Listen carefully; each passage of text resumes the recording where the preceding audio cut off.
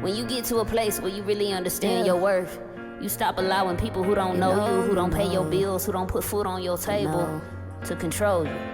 Hey, this the last time I let somebody steal my peace. If you ain't adding to the plate, shawty, you can't eat. Don't be acting like you know me, bruh, we don't speak. A lot of people come and go, but it won't be me. You can't break me. I just take control of the environment and get them worked up, and then I put them in retirement. I won't lose sleep if you don't have my back, but don't you try to front on me, cause you can't take that back. I'm still God shot, regardless if they like it or not. I've been busting out the seams, I don't fit in a box. Cutting people out the picture, yeah, you might get cropped. And I don't carry dead weight, so you gon' get dropped. Bringing it back to perspective, I've been so reflective. Had to guard my energy and now I'm so protective. I don't waste time trying to prove myself. I can't please you so much that I lose myself. I think it's way past time I remove myself. I done tried everything, it's time to choose myself.